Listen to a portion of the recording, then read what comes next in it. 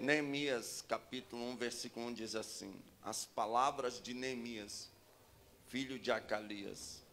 E sucedeu no mês de Quisleu, no ano 20º, estando eu em Suzã, a fortaleza, que veio Hanani, um de meus irmãos, e alguns de Judá, e perguntei-lhes pelos judeus que escaparam, que restaram do cativeiro acerca de Jerusalém.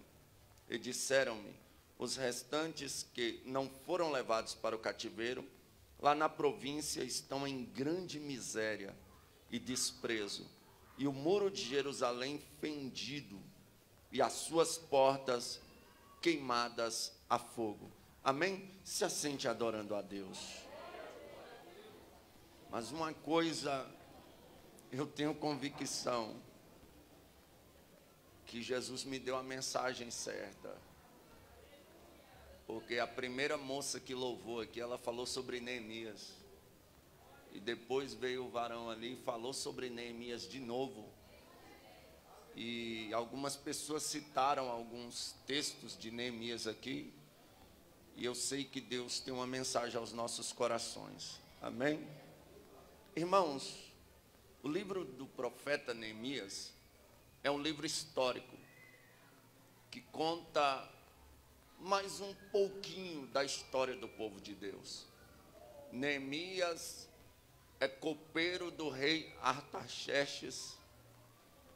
Ele tem uma função ali de alto cargo, porque o copeiro provava o vinho que o rei ia beber. Ou seja, o copeiro era alguém que colocava a sua própria vida em risco a serviço do rei. Porque se porventura o vinho estivesse envenenado, ele morreria no lugar do rei. Então ser copeiro do rei não era fácil. Mas Neemias é escolhido para isso. Nós sabemos que Israel viveu alguns cativeiros babilônicos e outros cativeiros. Quando Israel estava cativo na Babilônia, embora não foi só uma leva, foi mais de uma leva, nessas levas foram levados cativos homens como Sadraque, Mesaque, Abednego, Daniel, também fora levado Jeremias, também fora levado Abacuque, homens que mesmo no cativeiro permaneceram profetas de Deus. No Antigo Testamento, Deus derramava o seu Espírito sobre os profetas, porém, ele não derramava sobre todos. É tanto que na Babilônia, os que estavam cativos pegam as suas harpas e penduram elas no salgueiro, porquanto aqueles que os levaram presos, cativos, pediam para eles cantar uma canção. E eles declaravam: como poderemos entoar canção longe da pátria? Eles sentavam, eles choravam, eles lembravam de Sião, lembravam da pátria durante o cativeiro. Agora Israel sofre mais uma vez um cativeiro nos tempos de Neemias. O povo mais uma vez é levado para ser escravo. E os que não foram levados agora estão em uma situação difícil. Quando um dos irmãos de Neemias chega de viagem de Jerusalém, Neemias vai perguntar sobre como está Jerusalém, a cidade que fora sepultados seus pais. E as notícias, infelizmente, não são das melhores. A Bíblia diz que ele vai dizer: olha, os muros estão fendidos, as portas foram todas queimadas a fogo. O povo que restou, que não foi levado cativo, está vivendo em miséria.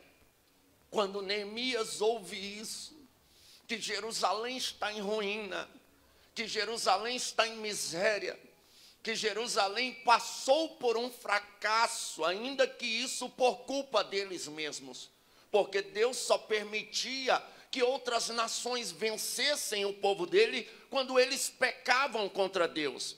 eles pecam contra Deus, transgridem os mandamentos, eles se afastam de Deus, e por isso Deus permite mais uma vez o cativeiro. Jerusalém é assolada, mas quando Neemias ouve que Jerusalém está em miséria, ele não se alegra com isso, ele não fica feliz com isso. A Bíblia diz que ele se entristece com amargura de espírito. Ele ora, ele chora, ele pede perdão pelos filhos de Israel.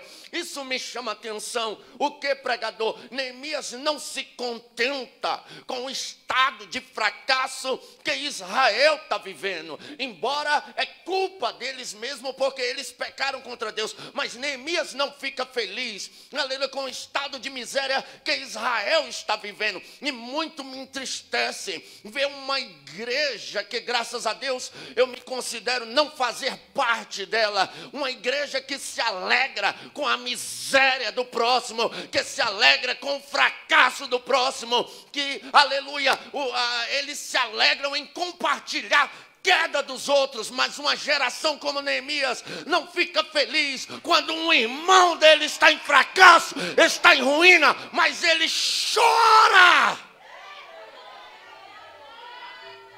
ele fica triste, o semblante descai. Chega o dia que ele vai servir o vinho para o rei, e quando ele vai fazer isso, ele está triste, ele está angustiado, e o rei percebe de cara. O rei olha e diz: Neemias,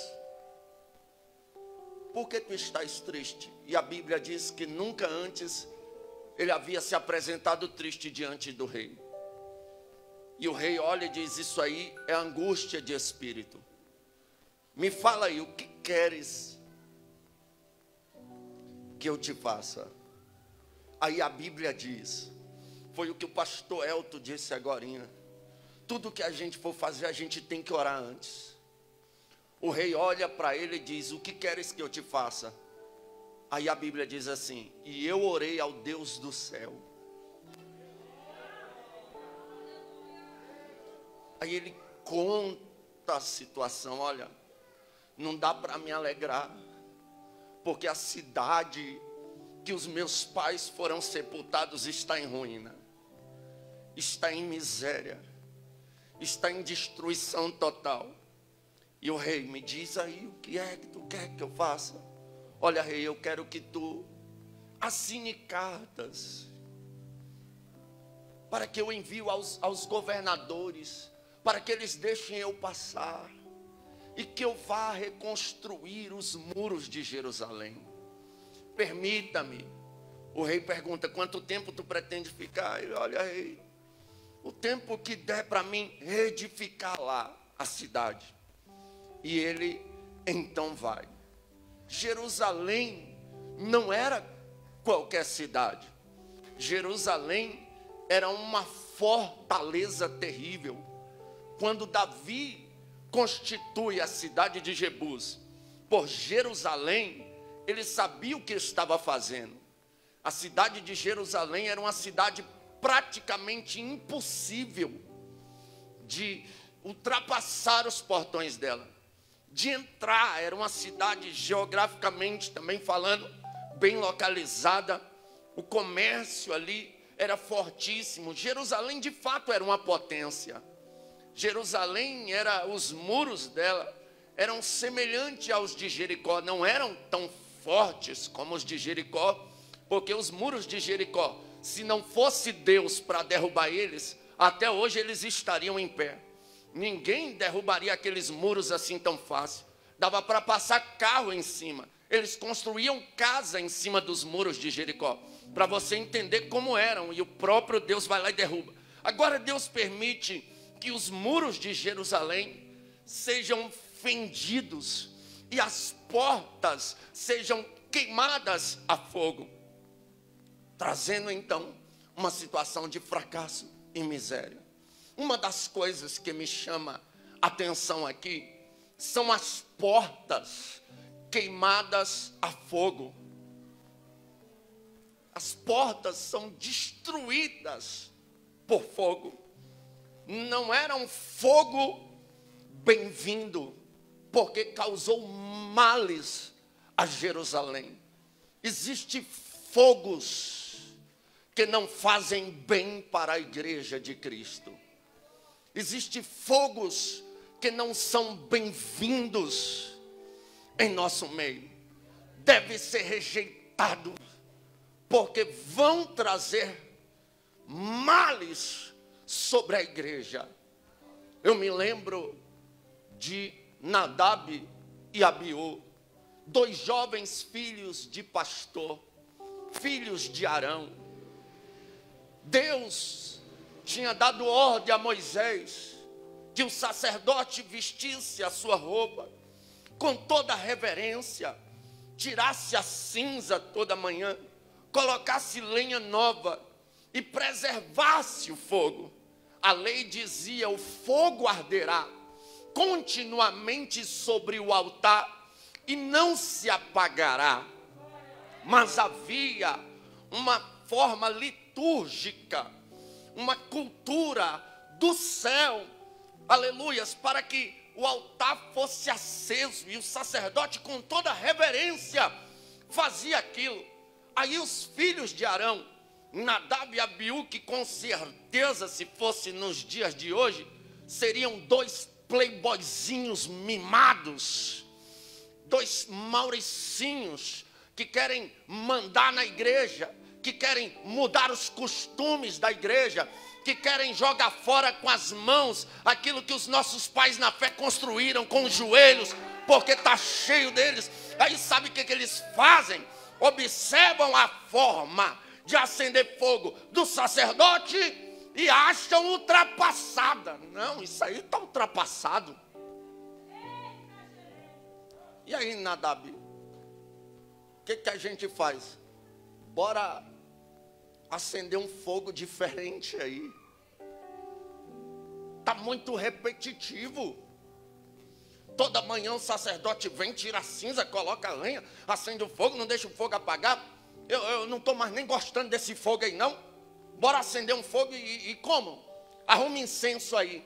E a Bíblia diz que eles acendem um fogo estranho diante de Deus. Na hora que eles acendem um fogo estranho diante de Deus, a Bíblia diz que sai fogo de Deus e mata eles imediatamente. E sabe, porque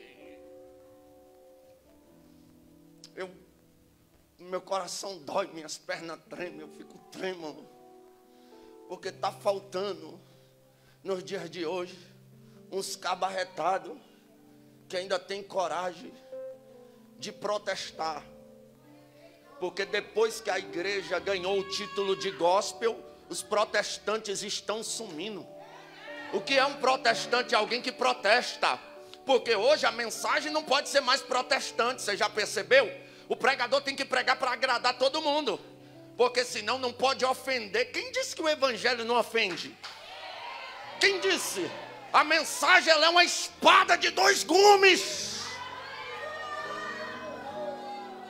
E é sério, irmãos, o que tem de Nadab e Abiú por aí, que estão achando a forma de culto que nós aprendemos que os nossos pais na fé ultrapassada.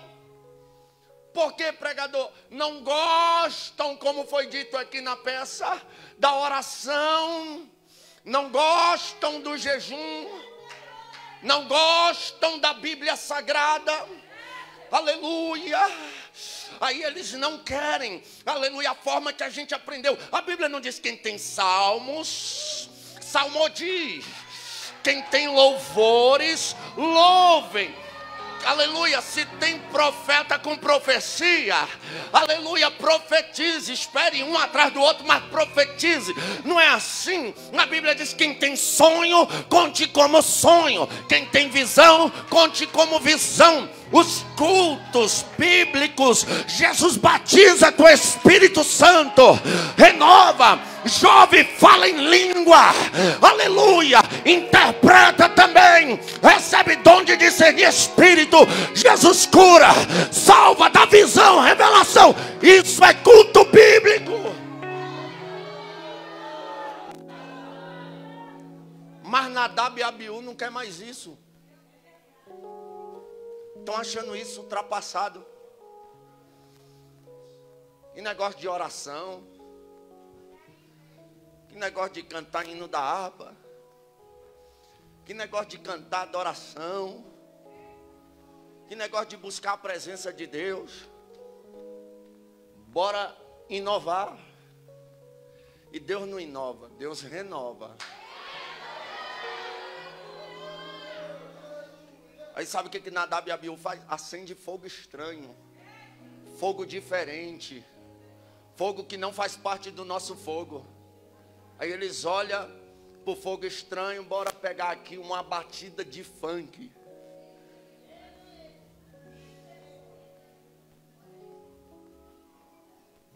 Vamos fazer um culto diferente. Aí eu não sei. O que dá na cabeça de alguns jovens, algumas jovens, que gostam disso, da depravação. Aí vem dançar funk aqui, rebolar até o chão. Os rapazinhos rebolando. Isso é fogo estranho. Quando não é isso, é um rapzão gospel, é um pancadão. Parece que está sentindo saudade da época do mundo. Não quer as coisas mais do céu. Eu fui em uma vigília, pastor Elton, que todo nordestino que se preza tem um facão em casa. E o meu está bem ali no meu carro. Nessa vigília deu vontade de buscá-lo. E tu anda com um facão no carro, pregador? É porque eu pesco muito. Mas eu herdei esse facão de um nordestino macho, saudoso vô da minha esposa. E nessa vigília deu vontade de buscar meu facão. Por quê? Porque, irmão, deram oportunidade para o conjunto. Aquilo não era um conjunto, era uma gangue. Eles entraram, mandaram apagar as luzes, ligaram o telão e jogaram futebol no culto. Depois do futebol jogaram uma cena de novela. E eu olhei assim, aí deram oportunidade para o mais esquisito deles. Cara de bermudão no culto, irmão. Aí ele pegou o microfone, aí apagou as luzes, ligaram a fumaça e fez um barulhão. Bah! Eu levei um susto. Aí, irmão, foi a hora que eu quis buscar o facão. Ele gritou bem assim: aí, galera, Jesus é muito doido. Irmão, eu já passo mal quando eu vejo chamarem Jesus de você. Imagine a minha situação vendo o rapaz falar que Jesus é muito doido. Eu queria pegar o facão e falar: fica crente, endemoniado. Sai disso, meu Jesus não é doido não. Meu Jesus é lindo, é cheiroso, é perfeito, é maravilhoso. É isso que Ele é.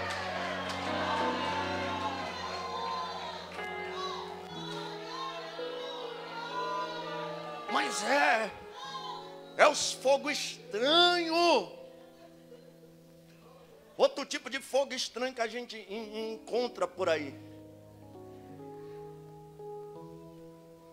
é o fogo que Salomé tinha. Não sou contra peça, teatro, coreografia, não sou contra. Já vi muita peça, teatro e coreografia cheia de Deus. Mas tem uns espíritos de Salomé por aí. Quem é Salomé? É a filha de Herodias, que entrou no evento e começou a dançar sensualizando. E os varão ficou tudo de boca aberta. Porque só gosta desse tipo de coisa varão carnal, que não tem respeito à sua casa, à sua família. Aí ela começou a dançar, dançar, dançar. Herodes olhou e disse assim: olha, até metade do reino eu te dou. Aí ela vai lá consultar a mãe endemoniada. E aí o rei disse que metade do reino ele me dá. E aí posso pedir metade do reino? Não, não, não. Tem uma coisa que vale mais do que metade do reino. O que é? Cabeça de profeta é bem mais valioso. Peça a cabeça dele. Aleluia, louvado seja. Aonde há isso, irmão? Cabeça de profeta rola. Mas o que eu acho lindo de Deus é que a cabeça do profeta pode até rolar, mas a voz dele fica bradando: se arrependa, se arrependa, se arrependa, se arrependa, se arrependa.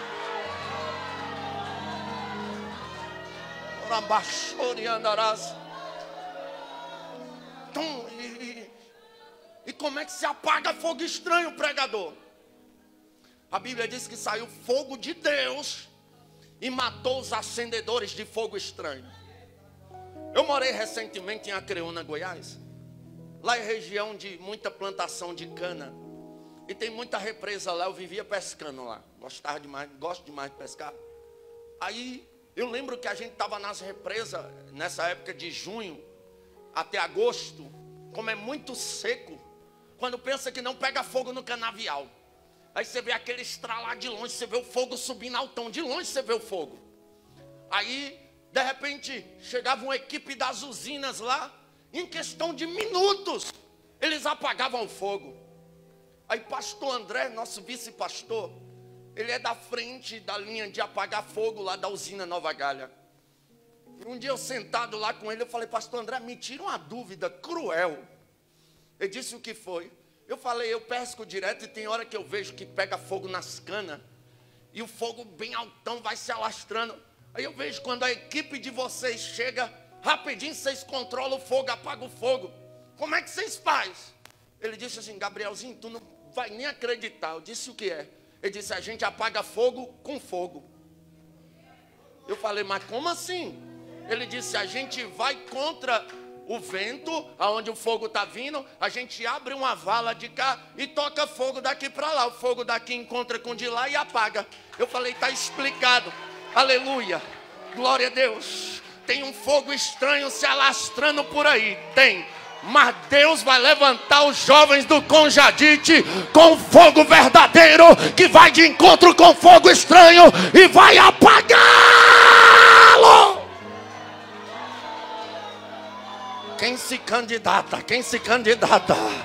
Orabaxorianarabaia. Glória a Deus. Aí Neemias, o rei, faz um decreto ali. Inclusive esse decreto é o decreto de reconstrução de Jerusalém. Não há outro, que dá início à contagem das 70 semanas do profeta Daniel. Isso aí é para escatologia, não quero falar disso hoje. Mas o rei Artaxerxes faz o decreto e escreve cartas. E Neemias passa. Quando Sambalate e Tobias, que não eram amigos, eram adversários políticos, ficam sabendo que Neemias está indo fazer bem para Jerusalém, eles se unem para perseguir Neemias, para fazer com que Neemias desista. Neemias chega na cidade e a Bíblia diz que ele fala: nenhum animal havia comigo, senão que eu estava montado. Ele estava com alguns poucos homens. E esses poucos homens é que Deus vai usar para reconstruir os muros de Jerusalém. Aleluia, louvado seja Deus. Às vezes você se acha pequeno, um perdido no meio da multidão, mas é você que Deus quer usar. Aí, louvado seja Deus, ele chega, reúne um povo, faz tudo no momento certo e começa a reconstruir e colocar os sacerdotes para repararem as portas que foram queimadas a fogo, para colocarem as portas no lugar. Porque, irmãos, uma coisa é certa. Jesus disse à igreja fiel: eis que diante de vocês eu coloco uma porta aberta e ninguém a pode fechar. Só existe uma coisa que fecha a porta que Deus abriu: o pecado. É por isso que Deus coloca o sacerdote, o pastor, para não deixar que você peque em paz. O pastor sempre vai pegar no teu pé. O pastor sempre vai te corrigir.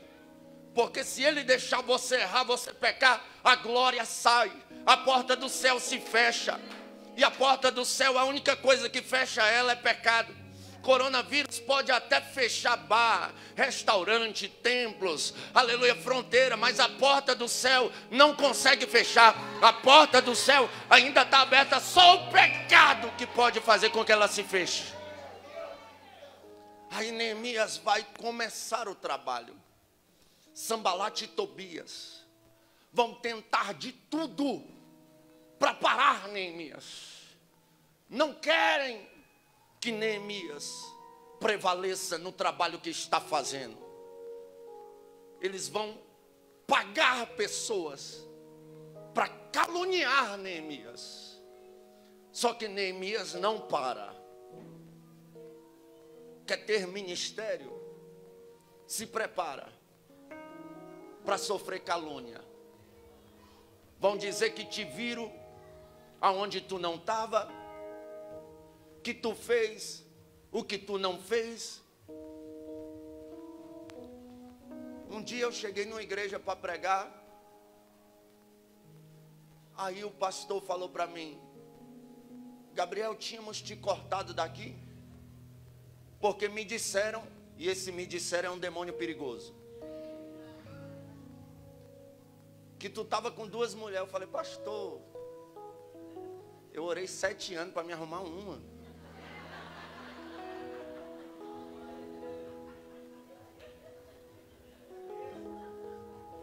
Ele falou: não, mas depois eu fiquei sabendo que realmente você é um menino de Deus. E as pessoas que falaram isso de você está tudo desviada hoje. Eu falei: oh meu Deus, tem misericórdia. Mas é sério. Quer o santo ministério? Te prepara para ser caluniado.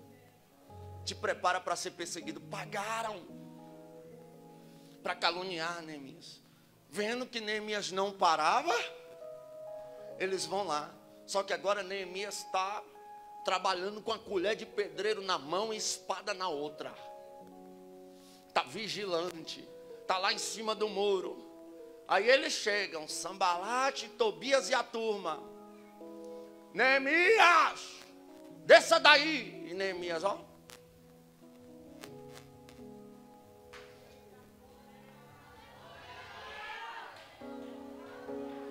Pare com isso aí, Neemias.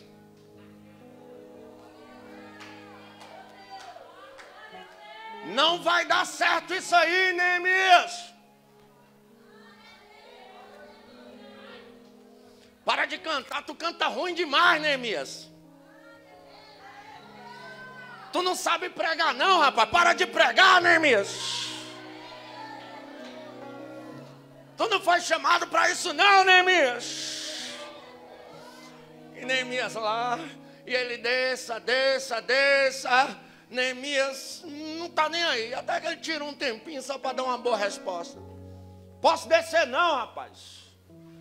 Desça não. Eu estou fazendo uma grande obra, de forma que eu não posso parar.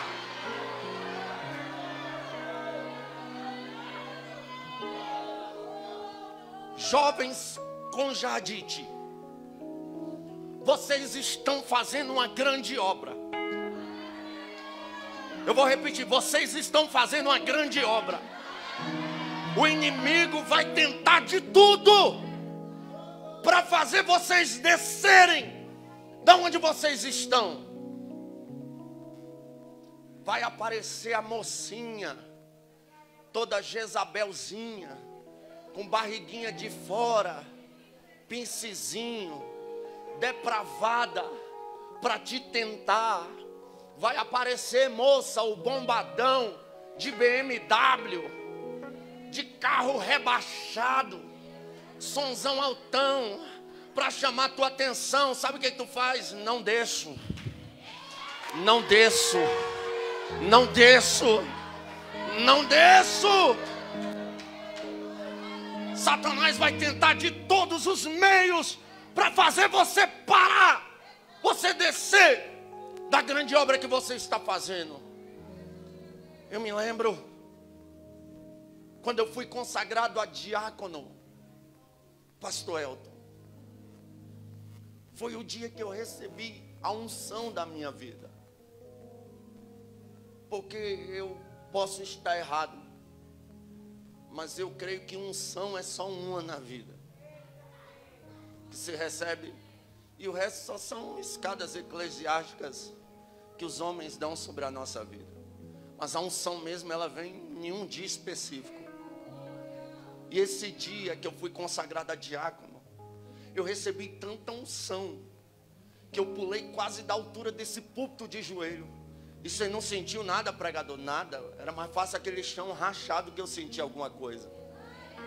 Eu estava para flutuar de tanta glória. Eu saí para casa regozijando, alegre, cheio do poder de Deus, feliz por ter sido consagrado a diácono. Dormi feliz. Acordei com minha mãe chorando desesperada. Gabriel, acorda, acorda, acorda. Eu falei, o que foi? Ela, mataram teu irmão. Eu falei, que isso, mãe? Mataram teu irmão, ele não veio dormir em casa. Eu falei, não, mãe, ele deve estar bem. Ela não está, minha mãe não era crente, estava tendo uma visão pela primeira vez na vida dela. Ela disse assim, eu estou vendo teu irmão todo ensanguentado na minha frente, mataram teu irmão, vá atrás do teu irmão. Eu saí atrás do meu irmão. Alguém viu o Rafael por aí? Não. Alguém viu o Rafael por aí? Não. Alguém viu o Rafael por aí? Não. Quando deu meio-dia, quase 1h da tarde, eu encontrei um rapaz, ele disse, olha Gabriel, teu irmão foi assaltado ontem e atiraram nele. Ele foi levado pelo corpo de bombeiro. Tacaram pedaços de meio fio na cabeça do meu irmão. Espancaram meu irmão na tentativa de um assalto. Meu irmão conhecia um dos rapazes, falou, fulano, não faz isso comigo.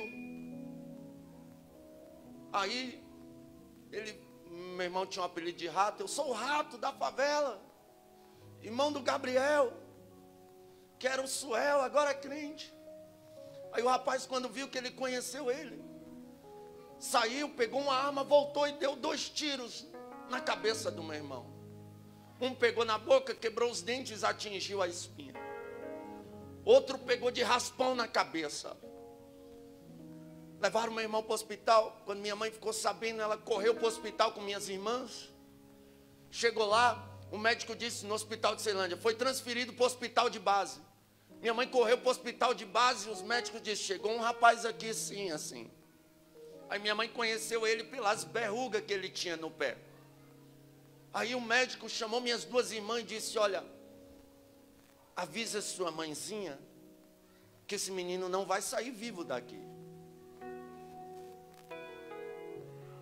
Minhas irmãs falaram para minha mãe com todo jeito. Minha mãe foi lá no médico e disse, médico, faz um favor aqui. Eu disse, o que é, minha senhora? Ela, o Deus do meu filho, que é pregador do evangelho, vai tirar meu outro filho daí de dentro. O médico olhou assim e disse, tudo bem, mãezinha, só Deus mesmo na situação dele. Eu fiquei naquela, eu vou no hospital, não vou, não vou. Tinha aproximadamente 3 anos que eu tinha saído da favela. Quando eu não era crente, eu era drogado, roubava, trafiquei, eu sentia gosto de sangue na boca com vontade de matar pessoas. Eu era terrível, eu não prestava.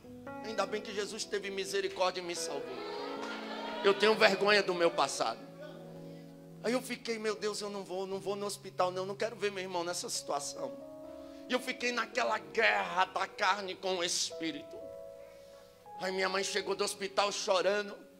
Chegou um jovem lá em casa com a .40 e disse, Gabriel, os caras que fez isso com teu irmão tá bem ali no barraco doidão, bora lá matar eles. Eu respirei fundo assim. A lágrima desceu nos meus olhos. Eu disse, eu não vou. Ele falou, para, cara, tu é crente, não é otário não. Quer que eu mate eles? Eu falei, não, se for para tu matar, eu mesmo mato. Ele falou, vamos lá matar eles. Eu falei, não. Ele, por que não? Eu falei, porque agora eu quero ser igual a Jesus. E a minha oração é, Pai, perdoa eles. Eles não sabem o que fazem.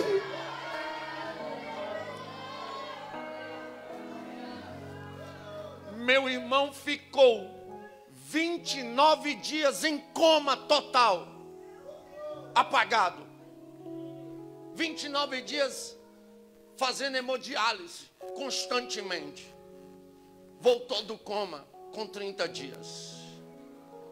Assim que ele saiu do coma, o médico deu um resultado para minha mãe. Ele não come pela boca mais nunca. Não fala mais nunca. E impossível é de esse rapaz andar.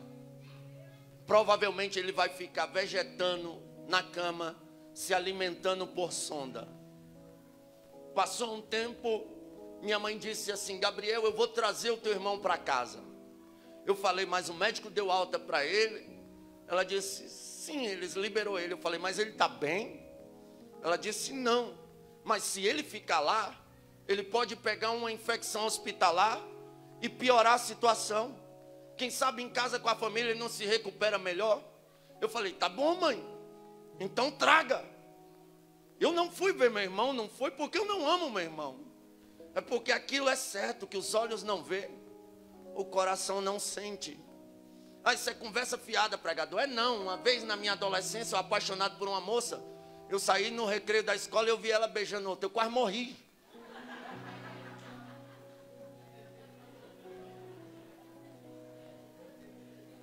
Apaga o Facebook, o Instagram, o contato daquela pessoa que tu vai sofrer bem menos. Aí o que acontece? Eu falei, Deus, eu não vou, não quero ver meu irmão. E para mim que meu irmão estava pelo menos normal. Meu irmão tem o meu corpo. Quando o carro chegou na porta da minha casa, minha mãe disse, Gabriel, me ajuda aqui a pegar teu irmão. Que eu cheguei. Quando eu abri a porta de trás, que eu vi o meu irmão, eu entrei em estado de choque na hora, irmãos. Porque como meu irmão há meses não se alimentava de comida, só da sonda, meu irmão ficou tão magro, mas tão magro, que ele estava igual aqueles meninos da África, que a gente vê as fotos, dava para ver as cartilagens da orelha dele, dava para contar todos os ossos da costela.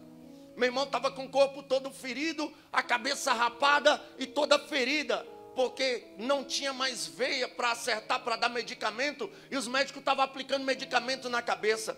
Quando eu vi meu irmão daquele jeito, que ele olhou para mim e tentou falar, não conseguiu, a lágrima desceu, eu entrei em estado de choque, eu parei. Aí eu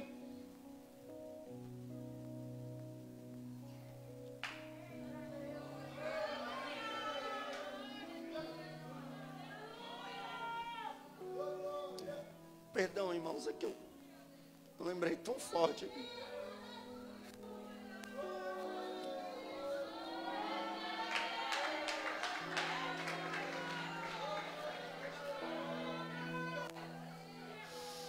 Eu saí correndo no meu quarto.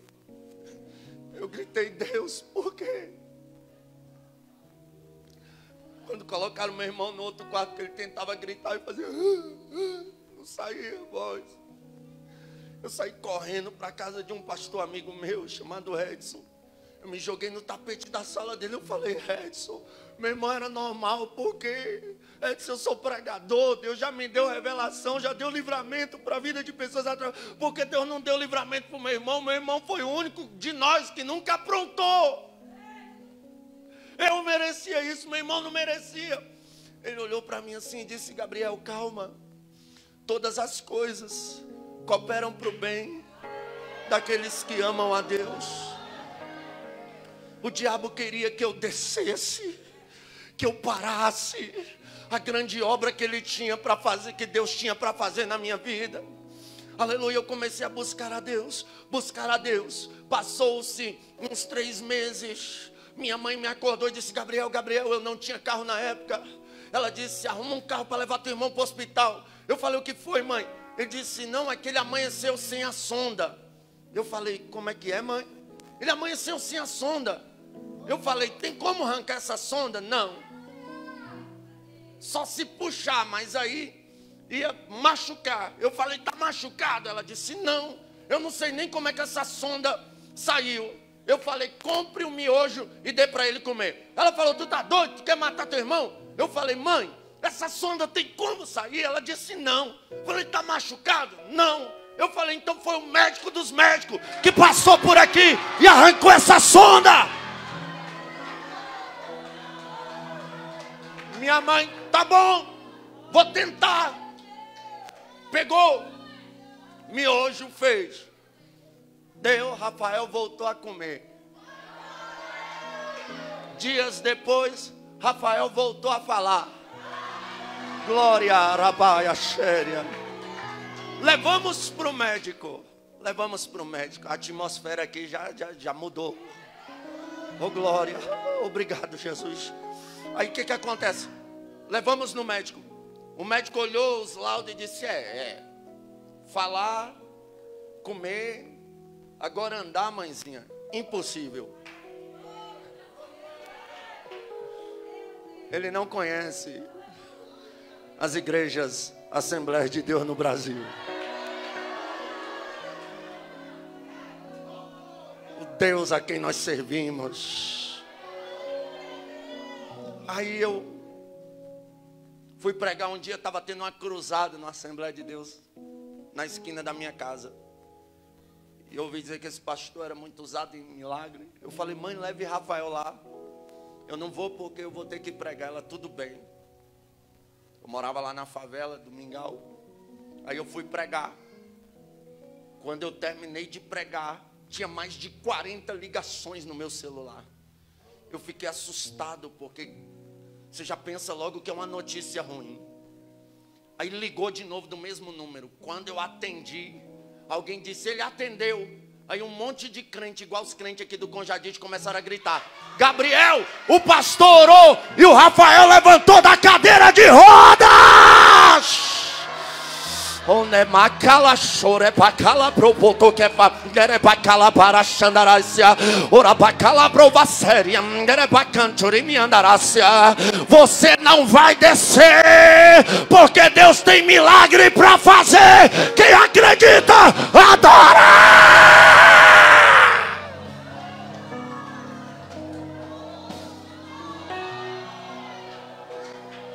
O inimigo quer que a gente desça.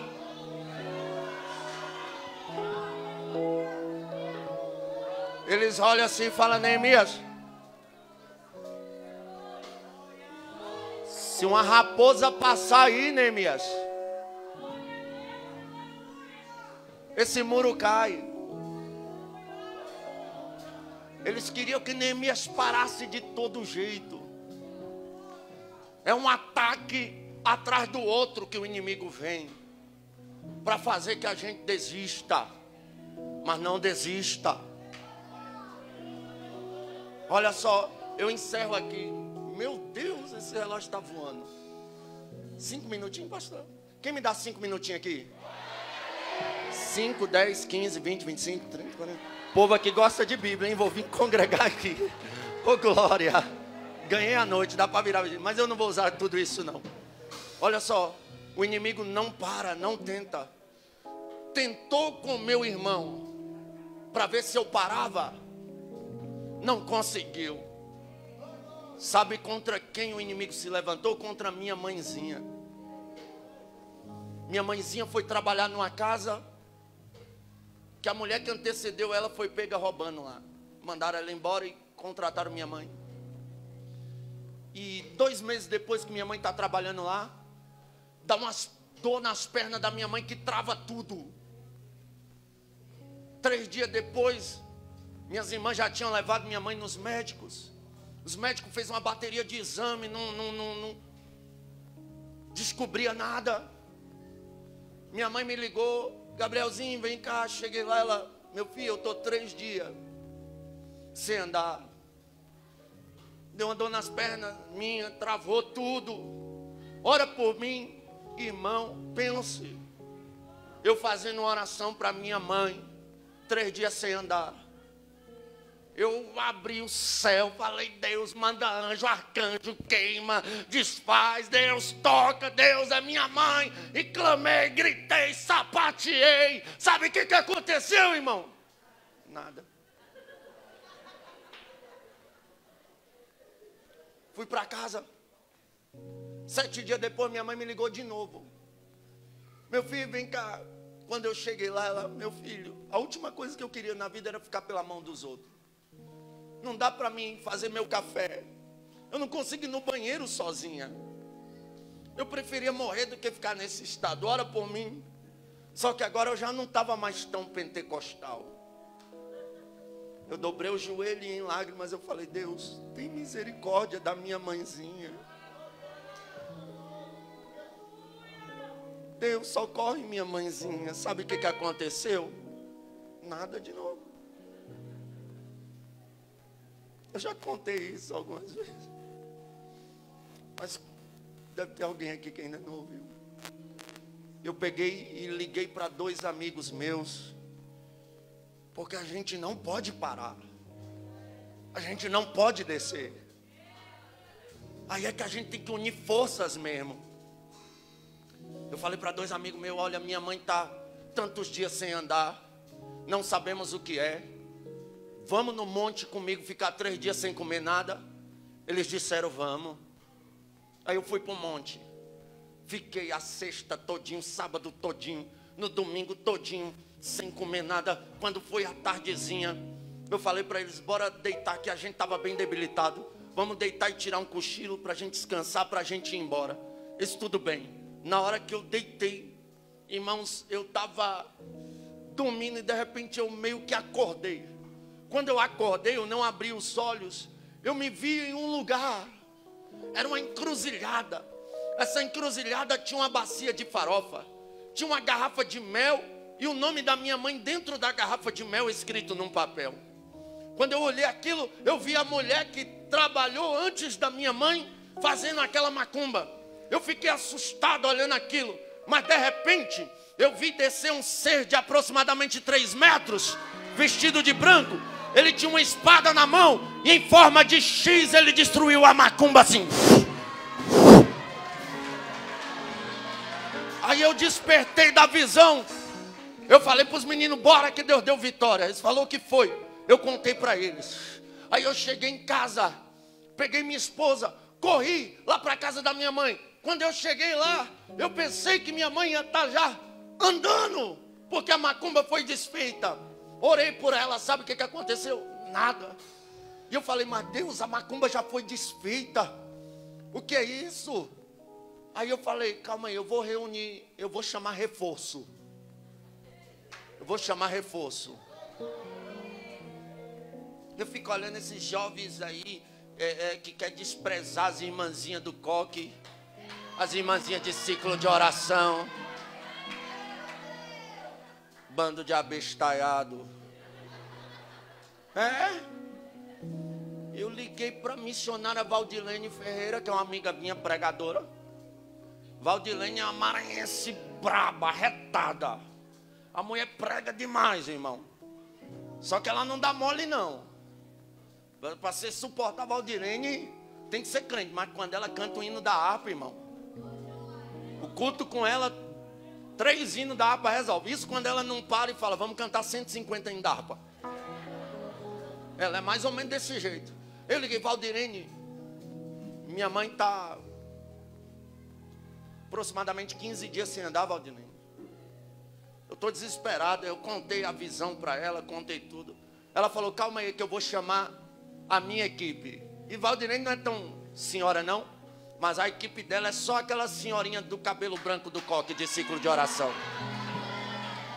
Ela reuniu umas 4, 5 irmãs daquela e a gente foi lá para a casa da minha mãe. Nos encontramos lá, entramos no quarto e fechamos a porta. Aí nós começamos a orar. E o fogo foi pegando, a glória de Deus foi descendo. E aquelas irmãzinhas marchando no poder de Deus. Aí Valdirene falou, para. Eu senti de Deus de cantar 3 hinos.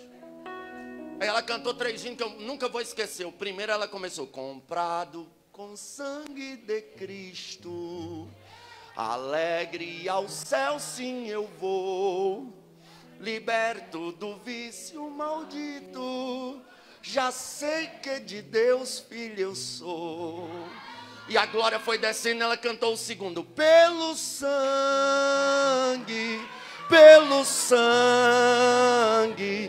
somos redimidos sim, neste sangue carmesim. Aí o terceiro, irmão, foi para acabar com o inferno de vez. Ela começou a cantar: pela fé eu contemplo um homem de branco no meio do templo. Quando ela entrou no refrão, ela começou: o homem de branco está passeando aqui dentro do quarto. Ela saiu marchando, irmão. Eu pensei que aquelas velhinhas subiam em cima da cama da minha mãe pulando. Aí Valdirene veio marchando, botou a mão nas pernas da minha mãe e disse: macumba desgraçada, tu já foi desfeita, perca o efeito, saia. Minha mãe levantou marchando também, marchando.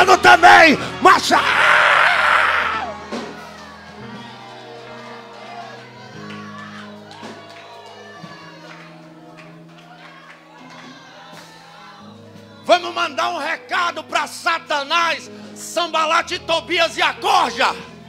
Diga comigo: Sambalate e Tobias, nenhum dos jovens do Conjadite vai descer, porque estamos fazendo uma grande obra e não vamos parar. Entra.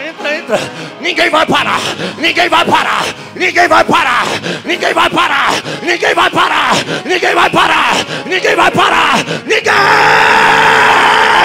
Ora bacala pra que pra chore me cala para xandaramdore baria. Ela bracanto reminara chore me cala para xandarabia. Ora bacala pro boto que fa. Quem não é batizado do Espírito Santo, seja batizado agora. Quem já é, seja renovado agora.